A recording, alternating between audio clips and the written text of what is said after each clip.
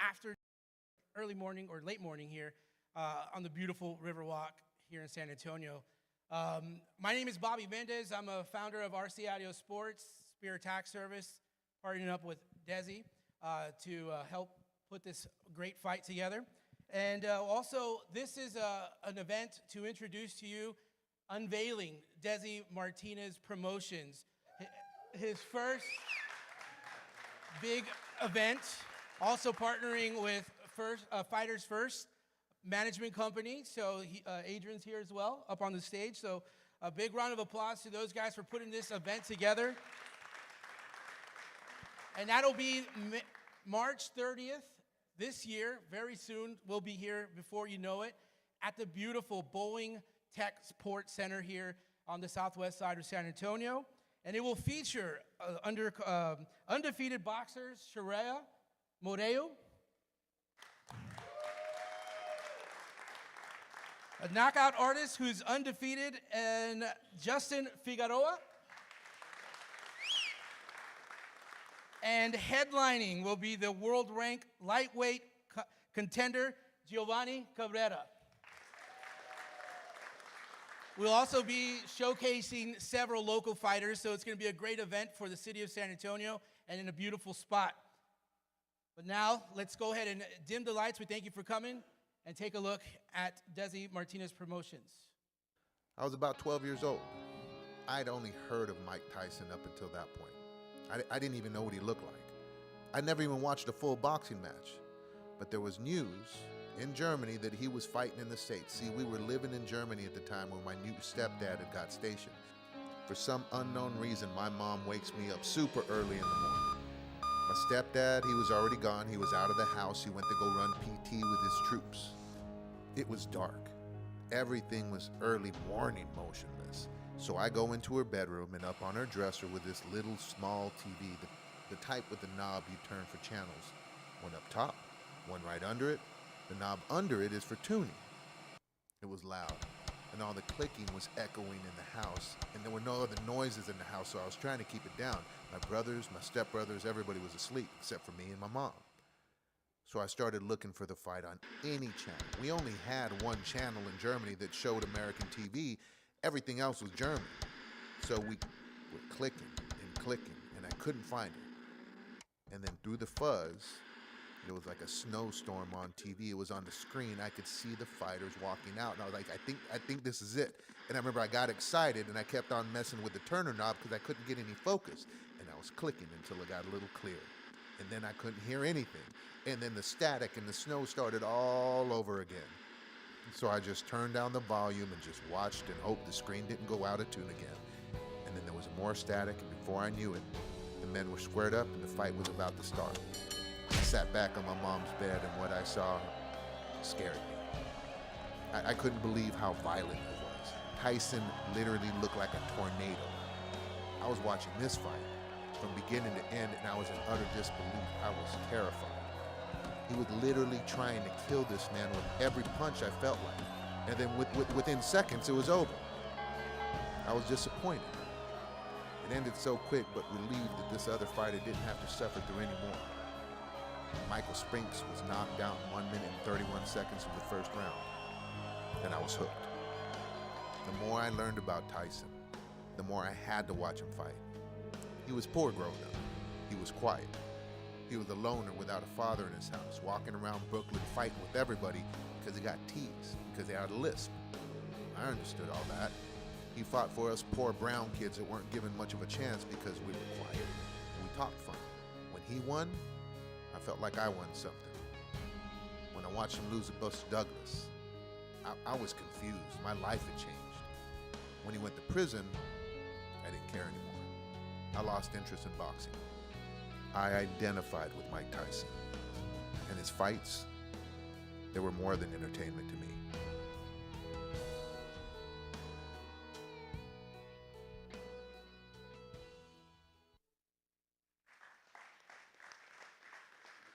Thank you, everybody, for being here. My name is Desi Martinez. That was a story about me. I don't know, men of a certain age, right? Back in the 80s and 90s, if you saw Mike Tyson fight, I'm not lying, Everybody thought they had a few rounds in them, and that was me as well. I found out very quickly I didn't have any rounds in me. My path took me somewhere else. I've had the opportunity to promote for quite a while, but I haven't taken it. The timing hasn't been right. There's some fighters in here. Let me ask y'all, why don't you start throwing haymakers? Why don't you start throwing knockout punches from the very first bell? Because the timing's not right, right? You're going to hit nothing but air and elbows. That's what I would have done. I've been a little busy to this point. I'm a trial attorney. My firm, Martinez and Associates. Hold on, let's make sure it's playing. There we go. I've been a little busy being a trial attorney here in the state of Texas. Let me tell you a little bit about what we've been doing. We started a small law firm in the south side of San Antonio. They actually told us, don't open a law firm there. You're not going to make it. 17 years later, we've been named the best law firm in the city for 3 years in a row. This isn't about that, though. This is something about being a personal injury attorney that has some relation to boxing. Let me explain something to you, if I may, and get this thing to work. There we go. Sorry about that. So ultimately, this is what we have in Texas, and this is going to be relevant to what we're here talking about today. So if you live here, you might have seen a personal injury attorney's billboard. A little bit, right? You might have seen a personal injury commercial, heard a personal injury commercial, turned on the internet and seen personal injury attorneys, right? There's a reason that that happens. This place, Texas, is one of the most coveted places to practice personal injury law in the entire nation. There's a reason for that. You saw the graphic. Out in West Texas, there's what's called the Permian Basin. Oil trucks, 18-wheelers, all their employees cross right through San Antonio going east. Under us, the Eagleford oil shale, the second and the biggest in the entire world. Those trucks, those 18-wheelers, those employees go north. Guess where they cross? San Antonio, right? However, the other thing that we have is right outside of San Antonio to Harris County down to Corpus Christi. These venues are considered the most favorable for verdicts in the entire state. Where does it cross? Where do you have this place in Texas where these things end up crossing? Right here in San Antonio. So this is the most coveted place to practice personal injury in the entire nation. I'm not talking hyperbole. They teach this in law schools. Like Frank Sinatra said, if you can make it in New York City, you can make it anywhere. Well, if you can practice personal injury law here and make it, you can make it anywhere. And that leads us to this. Why am I walking into this space now? So, the Texas Triangle. You can look this up. This area of San Antonio, this area of Texas between Houston, Dallas, and San Antonio is a megacity. It's a megapolis. It's a mega region. This region within the next 6 years will be the most populated in the entire country. 70% of Texans will live within this triangle. What does that mean? They've said that this will be the economic engine for all of Southwest America. So, what do we have happening under San Antonio? We have a population, right, of over 80 to 90% Hispanics. I promise this is for a reason, right? San Antonio, the largest metropolis with an over 65% Hispanic population. Why does it matter? Because again, what we enjoy, what we like, what is popular with us is popular with the city. So, what is the most popular sport among Hispanics? Soccer. No, it's soccer. But very close under it, very close to it, is boxing. Boxing has always been king among our population, and ultimately, when you have the resources, when you have the desire, when you have the fan base, when you have the talent coming out of one area like you're going to have in San Antonio for the next 5 years, this is a place where boxing has to have its resurgence. This is where you plant a flag. However, this is something, again, that I've been approached with before, and I've never taken the opportunity to actually go into promotions until now. And I'll tell you why. Something has changed. Met the right people. Got the right team. Wanted somebody to take a bow for a second. Daryl D.W. Goodlow. He will be a principal in Desi Martinez Promotions.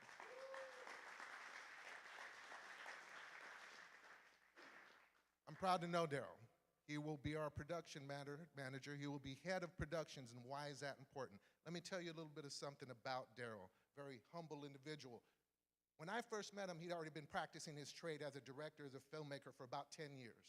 He'd already made a bunch of videos, already made a bunch of short movies. When I met him, he'd actually just gotten back from Hollywood. He was sitting in between Morgan Freeman and Beyonce receiving a national award for policing. And he comes back home to San Antonio. And we didn't even write a story about him.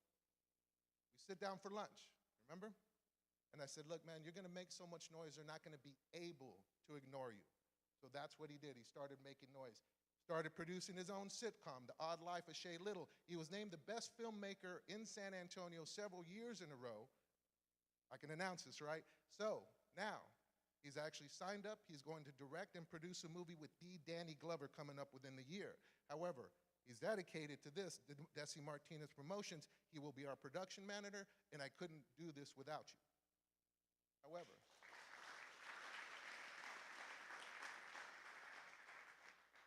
Bobby, you've already met. Thank you for RC Audio Sports and everything that they're going to do in the commentary space. However, again, I could have the best production crew of all time, but if we don't have fights to put on, then what does it matter? The timing wasn't right, but now it is. I need to introduce you to the Fighters First team because Jolene, kind of like Cher. You say Jolene in the boxing industry and everybody knows what you're talking about. She's been around the fight game her entire life. She cut her teeth for over a decade with Kathy Duva at main events. She was the NABF Matchmaker of the Year. She is in the New Jersey Sports Hall of Fame, and she is the president of Fighters First Management Group. However, go ahead. You got a little excited. However, this young pup, I can say young pup because the first time I met him, all he had was a social media page and a dream. Adrian Clark.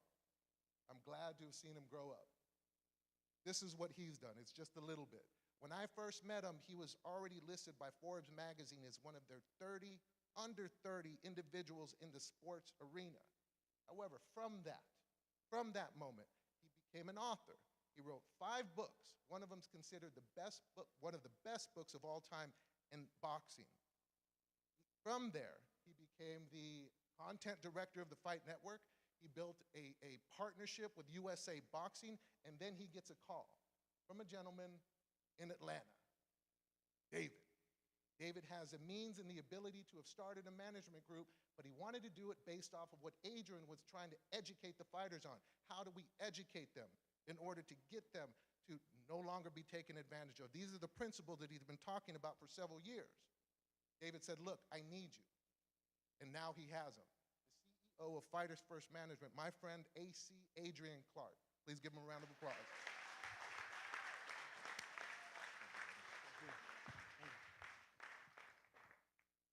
Good morning, San Antonio. Desi told a bit of my story, so it's like you guys already kind of educated on who I am and what I do, but thank you, Desi. I'll say a bit about you in a little bit. I want to kind of give a little bit of acknowledgments.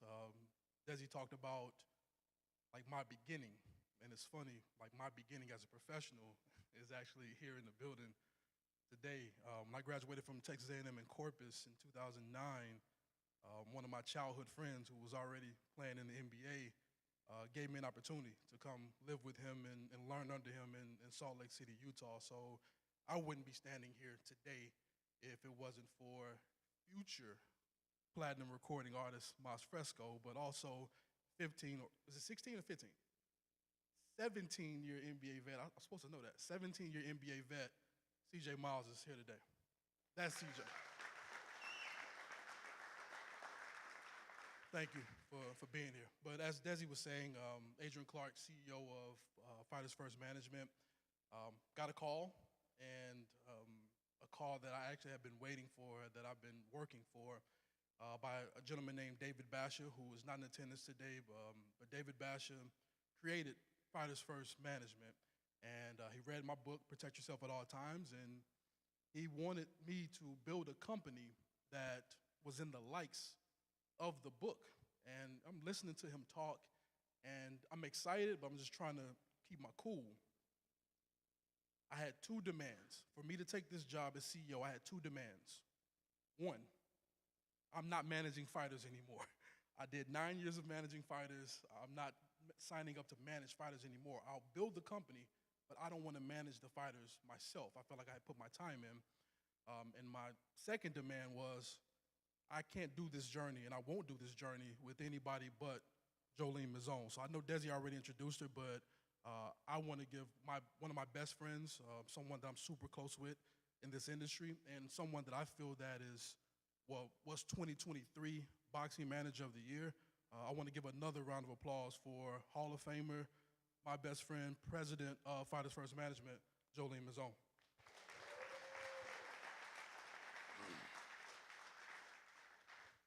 Joe did a lot last year, and I'll introduce 4 of our clients that are not here, but just to show you how good she is at what she does. Otto Wallen fought Anthony Joshua at the end of last year. It was Otto's biggest payday, Otto's biggest stage to fight on. Although he fell short to a great fighter, Anthony Joshua, it was Jolene that negotiated that multi-million-dollar deal for Otto. Otto couldn't be here today, but it just shows just one example of how great Jolene is. We also have another fighter by the name of Brian Norman Jr. He's 23 years old, I believe, and currently 25-0, signed with Top Rank Promotions, another deal that Jolene got done.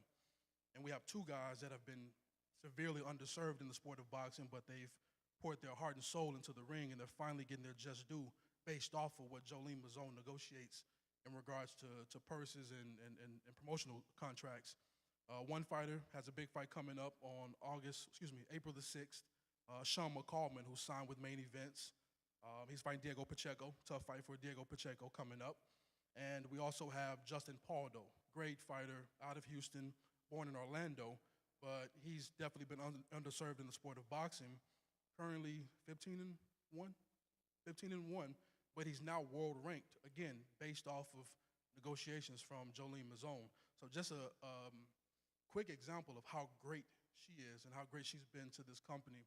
And I swear, man, I wouldn't want to do this journey with nobody but you. And we got a long way to go. We've only been in this 23 months by my account. And I'm not going to say by next year, by the end of this year, if we're not already the best boxing management company, then we will be by the end of this year based off of the work that she does and the work that we do.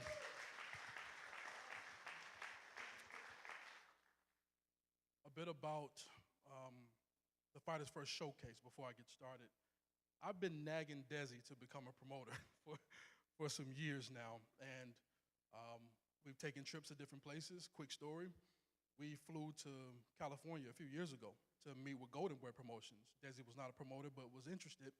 So we sat down with Rob Diaz, who was then at Golden Boy Promotions, Monica also, and Rob Gaspari, and we met and talked about Desi becoming a promoter. It was a great trip. It was a great trip until we were getting ready to leave California. Now, I noticed that he booked one-way flights, and I honestly was thinking, okay, maybe he just wants to kind of chill in LA for a couple of days and figure out what he wants to do. This man rented a car for us to drive from Los Angeles to San Antonio for him to talk out and think what he wants to do moving forward. I didn't sign up for that. I signed up for a round trip from San Antonio to LA and back, but not driving back from LA, but it was one of the best rides Desi and I could have went on, because in that 22 hours, we figured out what would be next. And it took us some time to get to this point, but I'm glad he's finally here.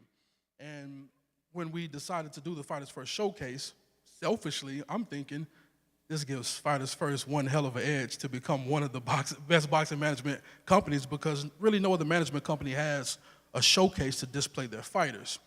But then also, it was a great introduction for Desi to become one of the known and recognizable promoters in the sport of boxing. So I'm happy that we're doing the Fighters First Showcase, but I'm happy that we're doing it in the city of San Antonio. This is quickly becoming a second home for me. I'm here to visit Desi a lot. We were walking the Riverwalk a couple of weeks ago. I was like, damn, man, I never really realized how beautiful the Riverwalk was. I never really walked it to see all of these things. And the more and more I'm in San Antonio, the more and more I fall in love with the city. So I'm very thankful for Desi and his wife Jessica and his family for believing in me and giving me the opportunity to show them that boxing could not just be beneficial for us financially, but beneficial for the city of San Antonio. So a huge round of applause for the city of San Antonio and its patrons.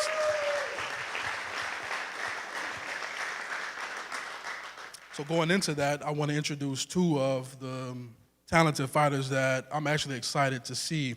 One of the gentlemen I have not seen before, but I hear great things about him, and the other gentleman I have seen before. But San Antonio is rich in boxing talent. You guys have a few world champions here, and I know a lot more of world champions that are somewhere out here hidden, and I hope to find them before anybody else does. But two of the fighters that will be featured on the card March the 30th at Techport, which I'm also excited to see. Desi raves about the Bowen Center at Techport. I've yet to see it, but I'm excited to actually see it. But one of the gentlemen that will probably be opening up the card is a fighter that my man Adrian Rodriguez came up to me and was telling me that he's probably one of the best up-and-coming fighters in the sport, in the city of San Antonio. But give a quick round of applause to Isaac Bermea.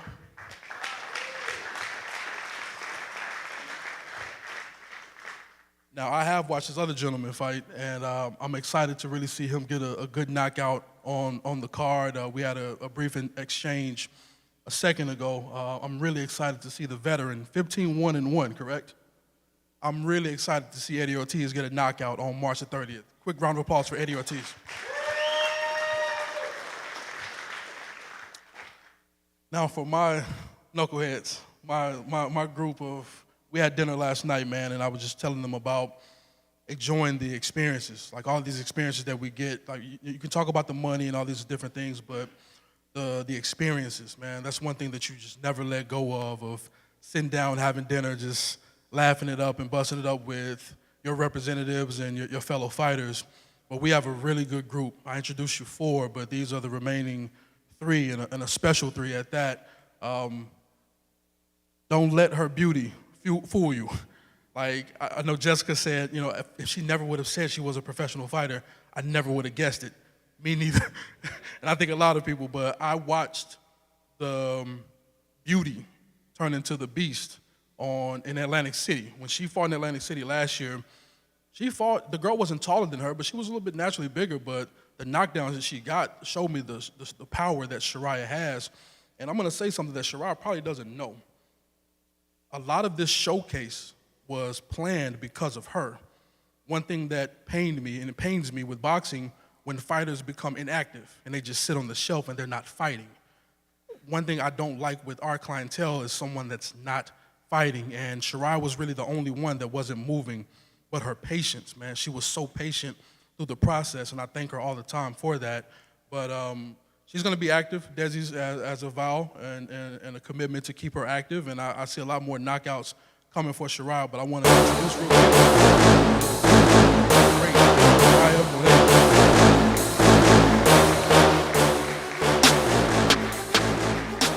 Well, he said first I'm going to be active. So many people recommend me some nice food spots where to go. You can see my face a lot, and I'm excited.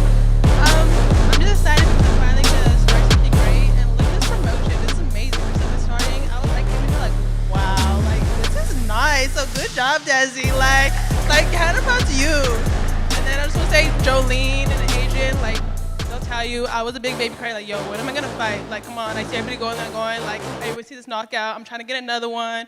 But now I'm thankful, like, San Antonio welcoming March 30th is going to be amazing because, listen, I'm trying to finish it out, come out, you know, eat my popcorn, knock her out, and let's go home, get my check, and say, what's up, y'all? We can go party. So this is looking like the venue. But thank you, and I don't want to talk too much, and I'm sorry if I talk fast. I get very excited. So thank you guys again.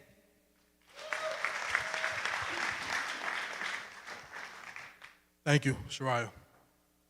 She doesn't talk fast. My mom talks way faster than Shariah, so she doesn't talk fast. Next up is, I call him GQ.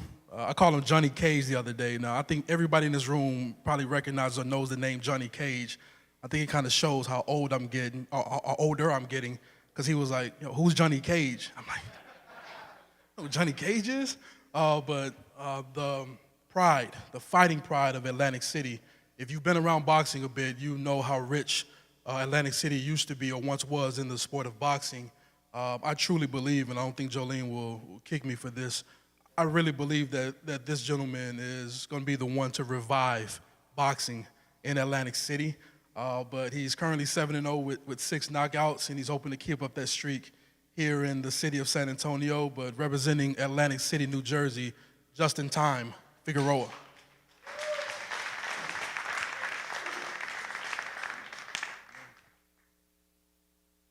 Check 1, 2. I haven't talked on the mic, I don't think ever, so I think this is my first time. So thank you guys for having me. My name is Justin Figueroa. I go by Just in Time. Right here, check out the new watch. Nah, I'm just messing. Yeah, I go by Just in Time. I'm very excited for this opportunity. And I just want to say, in the word boxing, there is an I, but in this sport, it's really not about one person. I want to thank everyone for being here. I want to thank Desi Martinez Promotions for putting this together. I already know it's going to be a great event by looking at the press conference. I'm amazed. This is my first press conference, so I'm honored. Like I said, thank you, everybody, for being here. Thank you for Jolene Mazzone for always being the best. She's the godmother of boxing. That's how I feel about her. She's the best. Thank you, AC, for putting me on. And I'm excited to perform. I'm here to entertain. 7-0, 6 knockouts. And I'm looking to put on another performance and get another knockout on March 30th. But I'm real excited. And like I said, I'm here to entertain. Hopefully I get that knockout and get to show you guys how I celebrate. I think it'll be real interesting. So thank you, guys.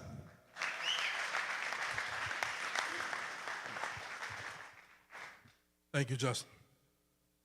And after he wins, you guys are in for a show. What he does in the ring is incredible. But last but definitely not least, man, is my little brother, my little problem child, well, Jolene's problem child, actually, but my little brother. Gio listens, and I think Gio would agree with this. If Gio didn't listen a few years ago, he would probably be still trapped in 2 bad contracts if he didn't listen. Gio took the time to put the business of boxing first and figure out his situation before focusing on what was important for him or to him in the ring. So it wasn't me that got Gio out of contracts. Gio just took the advice of someone that's, I guess, considered an OG in the game, and he talked himself and got himself out of 2 bad contracts. And from there, he went on to, I remember the phone call. We talked about it last night. He called me one day like, yo, I'm on my way to California. Like, for what? Well, I'm just going to go and figure things out. And I thought he was crazy, of course, but long story short, him going to California, living out of his car, really trying to figure out this boxing thing, he ended up becoming Manny Pacquiao's sparring partner. And Manny Pacquiao was getting prepared for a good friend of mine, Errol Spence Jr., and he's like, man, you won't believe this. I'm Manny Pacquiao's sparring partner, and we're getting ready for Errol Spence, so I can't really talk to you anymore because we're getting ready for Errol. And I'm like, he's really figuring this thing out. Went on to get signed with Top Rank and win 2 big fights on ESPN. He actually, is it a record where you knocked down Gabe Flores in like 5 seconds or something of that nature? So Gio he continuously surprises me. I know he surprises Jolene a lot also, but you guys have probably seen him. He was the co-main event to Errol Spence Jr. and Terrence Crawford last year of July. He slipped away and he lost a split decision to Aesop Pitbull Cruz. Some people argue that he won that fight. I think we will argue the same thing, but Gio just always figures it out, and I'm always impressed. I'm sometimes losing my hair behind him, but I'm always impressed by how he gets things done, and he's moving and shaking in places that you just ask, like, yo, what? Like, how did you do that? Like, he had Rob Shapiro in the locker room, and he had Waka Flocka walk him out. I'm like, bruh, how did you get that done all by yourself? But just as he amazes inside the ring, man, he amazes outside the ring. But I'm extremely proud of him, and we're looking to get him focused to make sure that he puts on a great show on March the 30th, because that's going to set him up for something bigger from there. But I hope you remember that San Antonio is going to have a huge place for you, man, a special place for you. So make sure you put on for this community, not just inside the ring, but make sure you do some things in the community when you're not inside the ring as far as San Antonio goes. But my little brother and our problem child, but the great Giovanni Cabrera.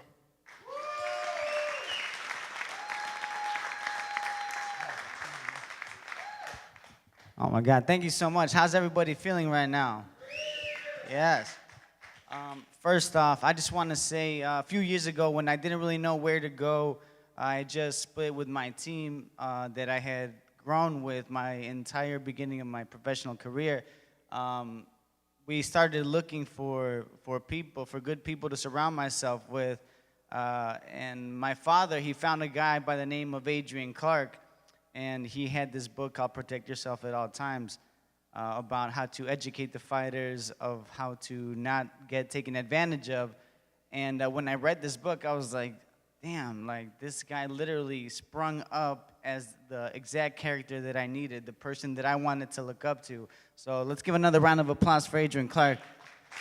You know, he's a man that stands up for fighters, and yeah, just really incredible thing. He told me about Desi Martinez, and anybody that is recommended to me by Adrian Clark is immediate family. He's a well-respected name, and to me, San Antonio, like they say, is a booming city. A lot of people, the Latino population is in power here, and I want to bring that. I want to highlight that, and yeah, represent my people well. I think this is going to be one of the most historic events, opening the doors for boxing here in San Antonio. I'm really proud to be part of it. So yeah, thank you so much for receiving me.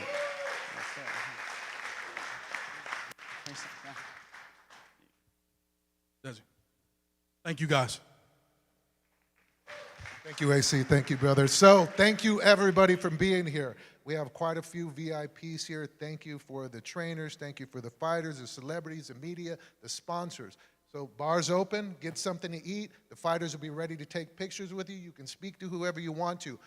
March 30th, 2024, the Boeing Center Techport Arena. Let me just tell you one thing. It's the most advanced arena in the entire country. And I'm not making this up.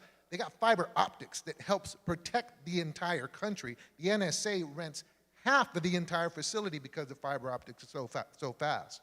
But I only wanted to say one thing about it. Thank you. Shout out to the crew over there at Techport. They have lightning. Yeah, no, I'm not joking. They have lightning. That's all I'm going to say about it. If you want to know, you got to go. Get some tickets. They're going on sale soon. God bless you. Thank you, everybody, for being here, and let's keep on eating and drinking. Thank you. Should we get that picture of everybody? Absolutely.